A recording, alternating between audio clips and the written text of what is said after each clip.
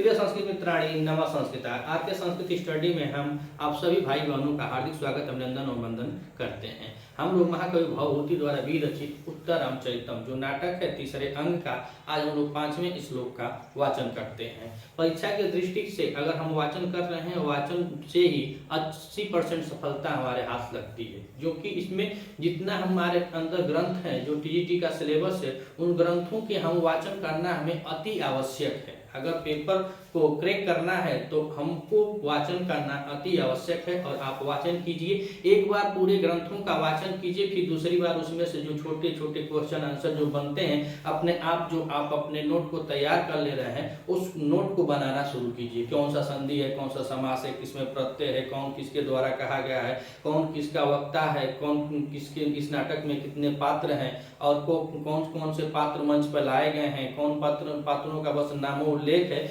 इत्यादि को आप अपने हाथ से अगर नोट तैयार करेंगे तो आप पेपर देने में बहुत आसानी होगी। कहेंगे अपने हाथ से अगर नोट तैयार करेंगे तो जब पेपर आएगा सामने तो आपकी याददाश्त शक्ति हमेशा चलती रहेगी और लाजमी है कि आप उसको यहाँ पे क्वेश्चन को हल कर सकते हैं। तो एक बार पूरे, जैसे पेपर मतलब मार्च अप्रैल में डेट आ रहा है, मार्च अप्रैल में तक होगा पेपर, तो उससे पहले हम लोग अपने पूरे ग्रंथों का किसी भी चैनल पे आप आराम से वाचन, सब चैनलों पर अपलोड कर दिया गया है, सभी ग्रंथों का चैनल है और सभी ग्रंथों को पढ़ा जाता है हर चैनलों पे। तो हर चैनलों पे आप बस वाचन कीजिए और वाचन एक बार दो बार वाचन कर ले समय रहते हुए, और उसके बाद फिर से उसमें जब दोहरान करना हो तब उसमें आप उसको समझना और अपने हाथ से नोट बनाना शुरू कर दें।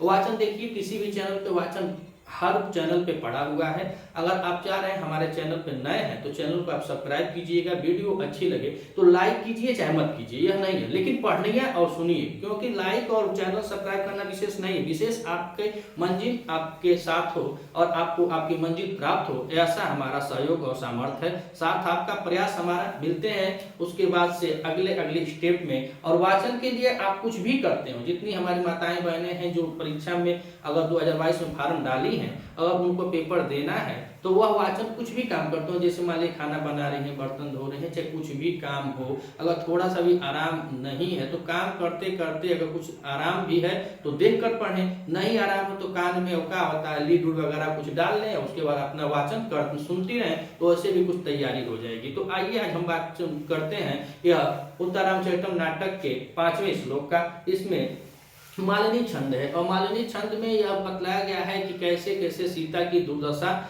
को, अब पहले ही भगवती जी बतलाए थे कि हे राम मैं तुम्हारी अब दुर्दशा करुण रस को अब शुरू कर दूंगा। तो करुण रस में यह अब 5वां श्लोक है और तृतीय अंक है, जबकि यह करुण रस प्रधान नाटक है।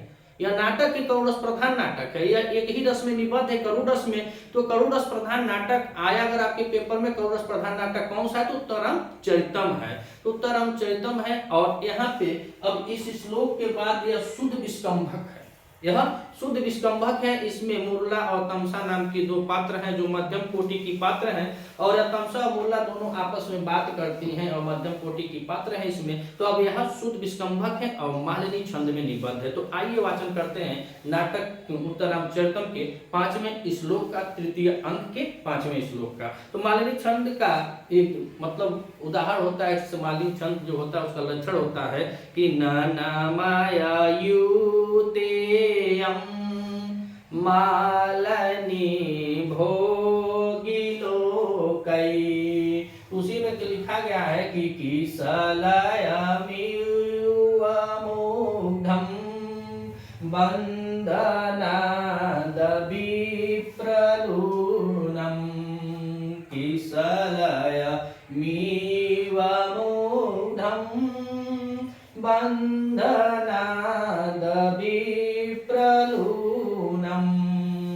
हृदय कमल सोषी दारुणो दीर्घशोक, गलपयति परिपाण्डु क्षामं सया शरीरं, सरदिज इव घर्मा केतकी गर्भपत्रं, केतकी गर्भपत्रं।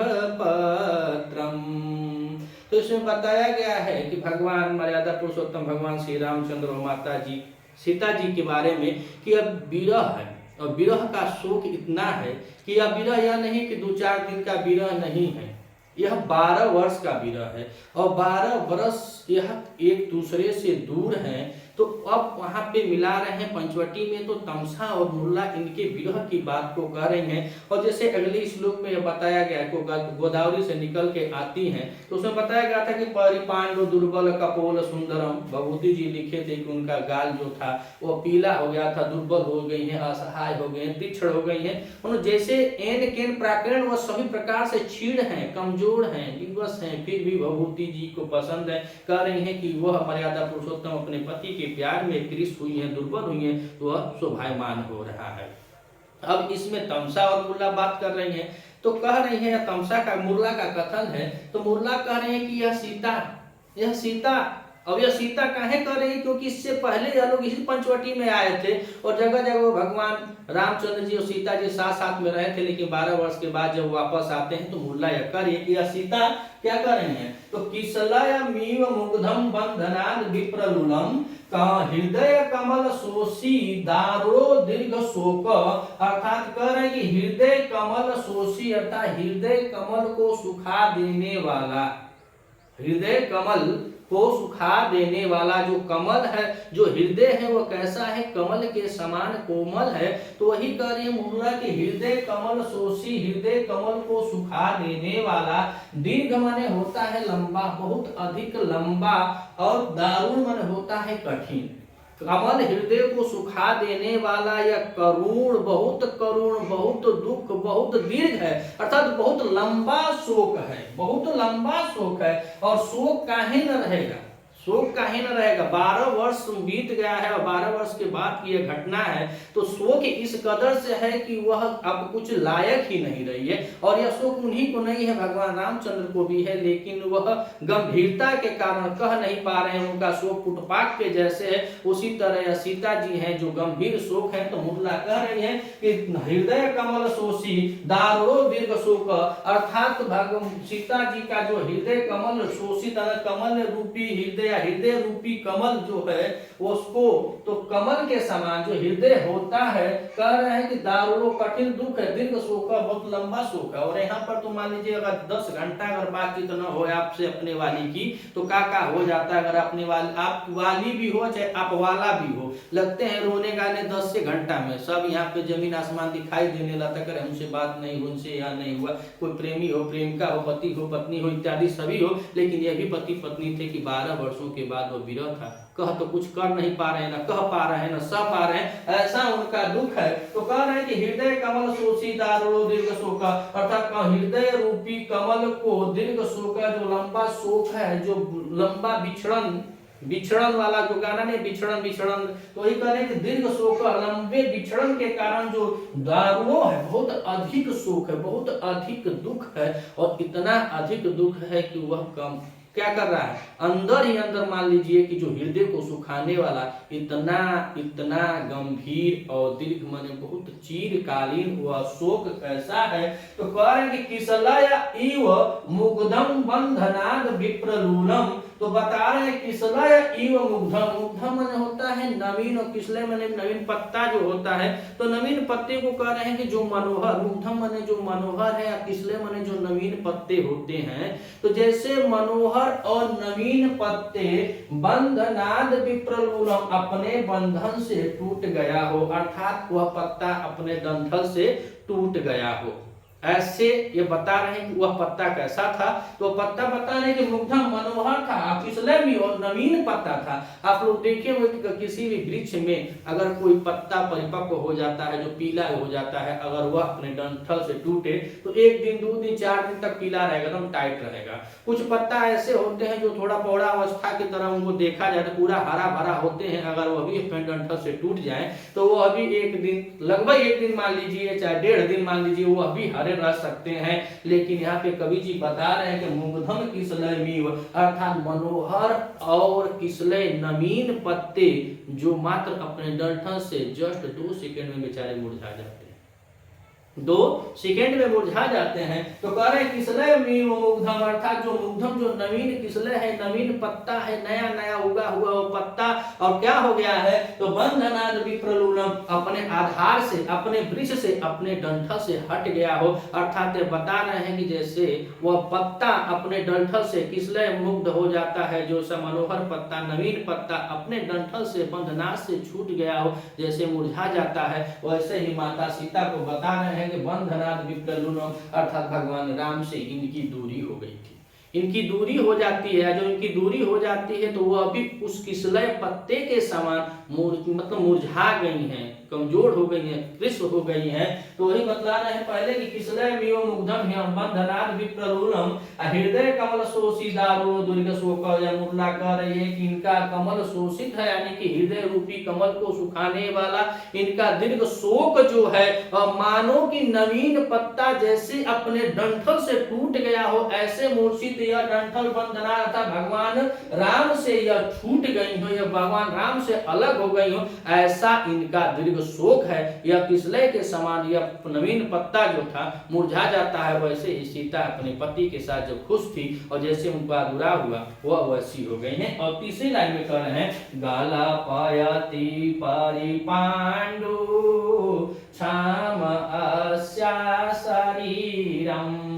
तो कह रहे परिपांडु, परिपांडु माने अत्यधिक, पांडु माने पीला, कैसे हो गई हैं, अत्यधिक पीत वर्ण की हो गए हैं, अत्यंत पीत हो गई हैं। और कह रहे छाम, छाम माने होता है कृष, छाम माने कृष और ज्यादा कृष हो गई है। कौन, तो अस्या, और अस्या से किसका बोध हो रहा है, सीता का। तो कह रहे हैं कि सीता का शरीर, सीता जी का शरीर, कह रहे अस्या शरीर अर्थात सीता जी का शरीर परिपांडु अत्यंत पीत वर्ण का हो गया है। और कैसा हो गया है, छामो मतलब कृष हो गया है। कह रहे हैं कि माता सीता का शरीर कैसा हो गया है, तो बता रहे हैं कि उनका शरीर अब पीला पड़ गया है।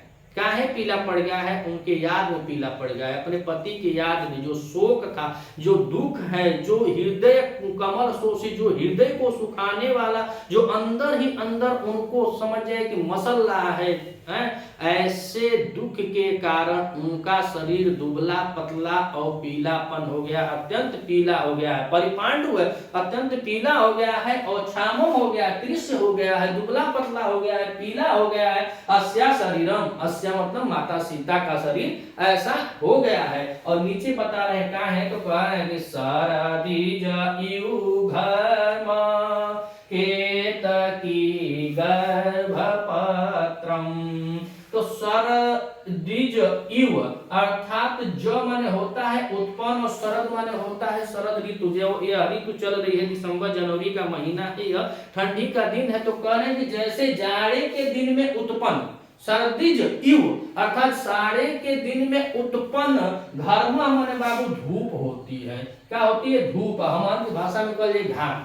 तो कह रहे हैं कि सर्दीज इव घर्म अर्थात सर्दी के घाम के जैसे, यानी सर्दी के धूप के जैसे। और सर्दी की धूप, शरद ऋतु की धूप करती क्या है, तो कह रहे केतकी गर्भपत्रम, केतकी नाम का जो पुष्प होता है उसके अंदर, गर्भ माने उसके अंदर जो पत्र होता है, कह रहे हैं कि गलपयती, उसको गला देती है।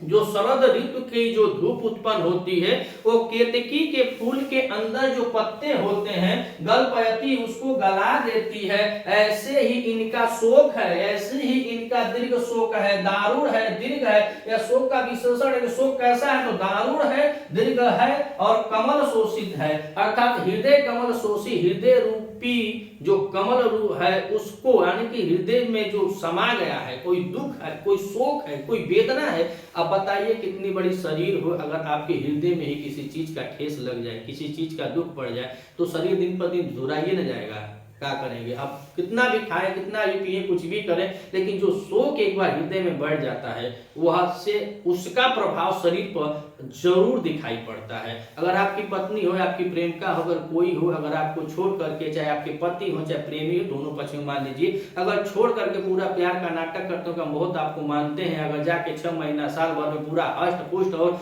गाल लाल लाल रहे, तो समझ जाइए कुछ ना कुछ लफड़ा है, वह कहीं ना कहीं संतुष्ट हैं, लेकिन जो आपके बिछड़न का, जो आपके वियोग से, आपके न रहने से जो दुख हृदय में उत्पन्न होता है, वह चाहे जितना भी विटामिन पी ले, खा ले, कुछ भी कर ले, लेकिन वह शोक आपके चेहरे पर दिखाई देगा। जैसे माता सीता का शोक उनके शरीर पर दिखाई दे रहा है। बता रहे हैं भगवती जी की वह कैसी हो गई थी, वो किसले थी, वह अपने डंठल से जब तक जुटी थी वह बहुत सुंदर थी, मधुर थी, मनोहर थी, लेकिन जैसे वह अपने डंठल से टूटी वैसे क्या हो गई। तो बता रहे हैं कि बहुत दारुण दुख के साथ उनके डंठल से जब टूटी तो वह मुरझा गई। और मुरझा गई तो कहे तो कह रहे कि अस्या शरीरम क्षामम अस्या, वह सीता यानी सीता का शरीर कैसा हो गया था, कृष हो गया और परिपांडु हो गया, अत्यधिक पीला पड़ गया था।